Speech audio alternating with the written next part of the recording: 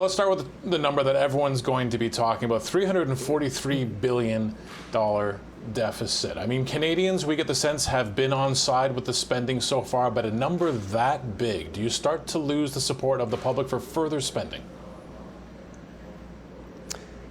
Well, Greg, I think what's really important here is we took the decision in the course of this pandemic that we needed to support Canadians. We looked at the challenge that we were facing, an unprecedented challenge, like other countries in the world, and we came to the conclusion, and I am sure it's the correct conclusion, that it is more appropriate for the federal government to take on this debt than to have this debt be on households or on corporations. We need to find a way to get ourselves through this challenge. All of the decisions we've taken have been related to actually COVID-19 and are time limited. We think that's the right approach, and we know that Canadians needed to be supported and continue to need support during this challenging time. Now, Minister, now that we have this picture of what the cost has been so far, a lot of people I'm talking to, I don't know if you just heard the tail end of the conversation with the Parliamentary Budget Officer, Yves Giroux, earlier last week with Perrin Beatty of the Canadian Chamber of Commerce.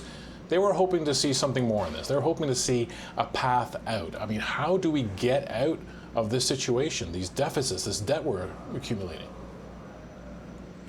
I think we need to be very clear with Canadians. We are not out of this pandemic. We are still in a very challenging time. We are looking to a safe restart, and that's going to require all of us working together. We've done a good job as a country in finding a way to reduce the number of cases, but our economic success will follow those results. So we need to work towards a safe restart, and then yes, we do need to transition and get to a recovery, but it will be very contingent on our success in working together.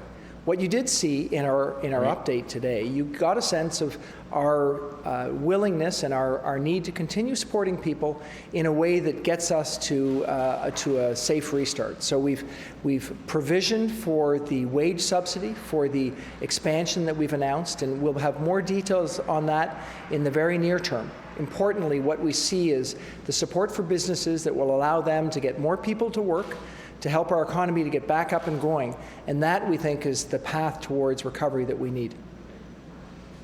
Now, the ink is barely dry on this update, but when can we expect some sort of plan for you?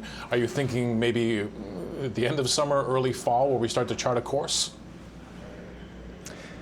Well, we've been clear in this publication today that we intend on coming back to Canadians with more information on our economy in the fall. And we will be working in the summer to see what form that will take, but obviously we want to try and have the greatest amount of transparency possible. We need Canadians to see that we are going to continue supporting them in a way that will allow us to transition and get back to work. Our support has to be appropriate for the time that we're in. We just look at the last few months and know that the only decision we could make faced with this challenge was the decision to support Canadians. We need to get through this. We're going to find ourselves with a better economy, with more jobs at the end of this because of the kind of support we made during the course of this pandemic. Now, the Prime Minister spoke earlier today, and he clearly talked about this as not being a time for austerity. You want to continue to support Canadians. I take a look at the CERB cost, though, a total cost of more than $80 billion. Originally, this benefit was supposed to cost Canadians maybe $35 billion at most. Is $80 billion the cap here, or do we need to keep expanding this program? We've actually come out and said that the CERB will be extended till the end of the summer.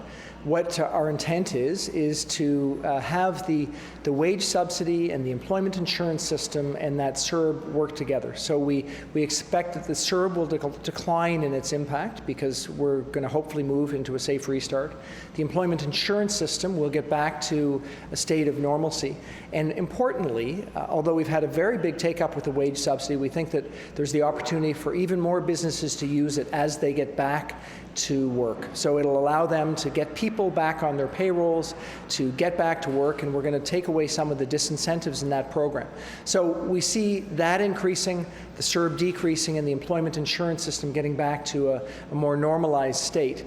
And all of this is contingent on us working together, on us continuing the success we've had as a country in dealing with the health crisis. We've seen what happens when reopenings are rushed or not done properly around the world, and we don't want to have that happen in Canada. Canada. So we intend on working together carefully to get to a safe situation that will allow us to get our economy back up and running.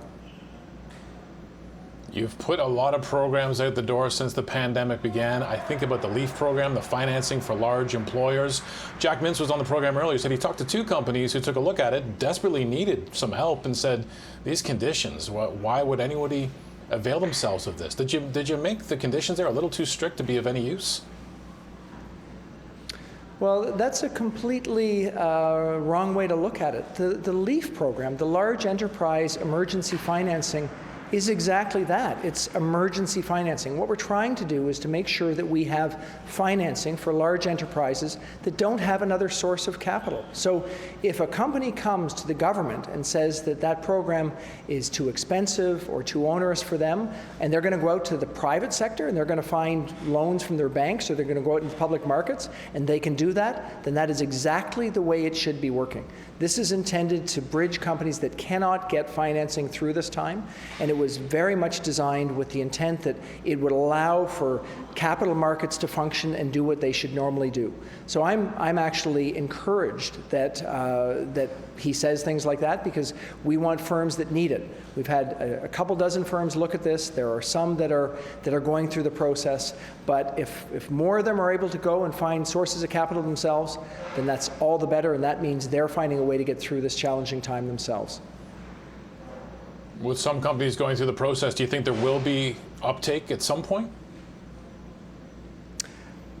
The process takes time. I'm not at a stage where I know exactly how those discussions will go, but it was put there for a purpose. I mean, we've put in place financing for businesses from the smallest to the largest. You can see that in the smallest enterprises, they absolutely needed that. So we've had 688,000 loans to the smallest of businesses for $40,000 each.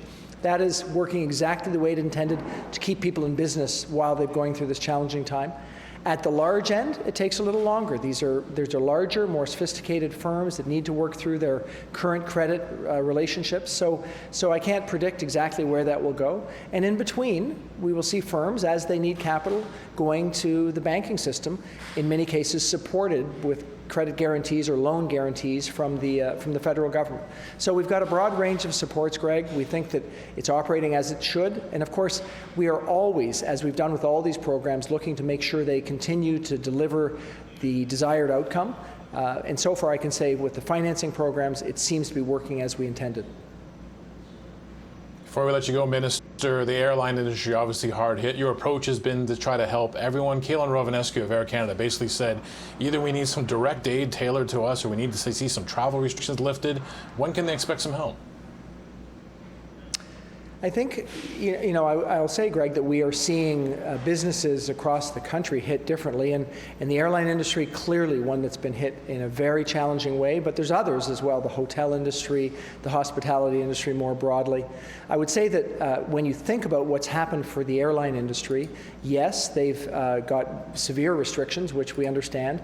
They've gotten significant support that's gone directly through them through the wage subsidy. Of course, we have these financing vehicles in place which they can avail themselves of if it's appropriate for their circumstance.